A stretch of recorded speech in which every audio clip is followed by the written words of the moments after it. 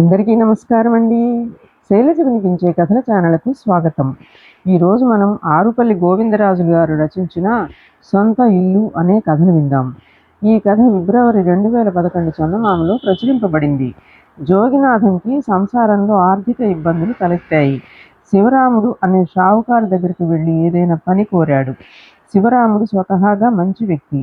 పనివారి పట్ల అతి మంచితనం ముప్పుకు దారితీస్తుందన్న భావంతో వారు చేసే తప్పుల ఫలితంగా నష్టం వాటిల్లినప్పుడు చాలా కటువుగా వ్యవహరించేవాడు. ఆ సందర్భాల్లో ఒకరిద్దరు వేరొక చోట పనిలో చేరిపోతూ ఉండేవారు. వారు లేనప్పుడు వ్యాపారం చేయడం శివరాముడికి చేయి విరిగినట్లయ్యేది. శివరాముడు ఇక మీదట పనిలో చేర్చుకునే వారికి కొన్ని షరతులు పెట్టి తలూపిన వారినే చేర్చుకోవాలని నిశ్చయించుకున్నాడు. పని కోసమే వెళ్ళిన జోగినాథంతో షావుకారు వివరాలు అడిగి తెలుసుకుని, నీకు పని ఇచ్చిన పక్షంలో దుకాణాన్ని నీ సొంత ఇల్లులా చూసుకోవాలి, సమ్మతమేనా అన్నాడు. జోగినాథం ఉత్సాహంగా తల ఊపడంతో పనిలోనికి చేర్చుకున్నాడు. శివరాముడు జోగినాథం చేస్తున్న ప్రతి పనిని ఓ కంట కనిపెడుతూ పనివాడే అనుకుంటూ ఉండేవాడు. జోగినాథం చేరిన వెంటనే షావుకారు మన్ననలు పొందడం, చాలా కాలం నుండి పనిచేస్తున్న గంగరాజు వీరనాయుడికి కన్ను కుట్టినట్లయింది. ఒక దినం దుకాణం తుడిచి నీళ్లు తెచ్చిపెట్టే నీలాలు పనికి రాలేదు. జోగినాథం వెంటనే చీపురుతో దుకాణం శుభ్రపరిచి నుయ్యి దగ్గర నుంచి కుండతో నీళ్లు తెచ్చి ఉంచాడు. వారం దినాల తరువాత దుకాణంలో ఎలుకలు బొద్దంకెల బెడద ఎక్కువైంది. అది గమనించిన జోగినాథం చెత్తా చెదారం తీసి పారేశాడు. సామానులన్నింటినీ క్రమపద్ధతిలో సర్ది ఉంచాడు. మరొక దినం సామానులను కట్టడానికి చిత్తు కాగితాలు లేక బేరాలు ఆగిపోయినంత పనైంది. వెంటనే తెలిసిన వ్యక్తి వద్దకు వెళ్ళి చిత్తు కాగితాలు సంపాదించి బేరాలు నిలబెట్టాడు.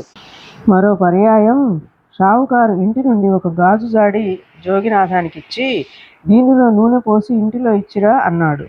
జోగినాథం జాడీని చూసి, ఇది చాలా మురికిగా ఉంది, శుభ్రపరిచి మీరు చెప్పినట్లు చేస్తాను అని జాడీని బాగా శుభ్రం చేసి అందులో నూనె పోసి ఇంటికి తీసుకుని వెళ్ళాడు. తళతళలాడుతున్న జాడీని చూసి షావుకారు భార్య పార్వతి జోగినాథం పనితనానికి ఎంతో ముగ్ధురాలైంది.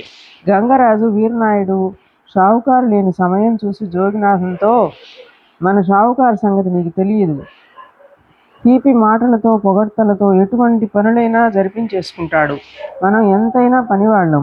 ఈ దినం ఇక్కడ, రేపు వేరొక చోట ఉండేవాళ్ళం. కేవలం దుకాణం పనులు మాత్రమే చేస్తుండాలి. మెప్పు కోసం అన్నీ నెత్తిన వేసుకున్నా కలిసి వచ్చేది ఏమీ ఉండదు. పైసా ఎక్కువ ఇచ్చే రకం కాదు అన్నాడు.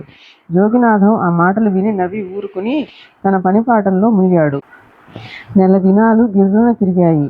శివరాముడు యథాప్రకారం గంగరాజు వీరనాయుడికి నెలసరి జీతం చెల్లించి జోగినాథంతో, ఇదిగో ఈ 1000 రూపాయలు నీ నెలసరి జీతం. ఈ 500 నువ్వు ఇచ్చిన మాట ప్రకారం దుకాణాన్ని నీ సొంత ఇల్లులా భావించి అదనంగా కష్టపడినందుకు అని అన్నాడు. ఆ మాటలు వింటూనే దగ్గరలో ఉన్న గంగరాజు వీరనాయుడు ముఖం తేలేశారు. ఇదండి కథ.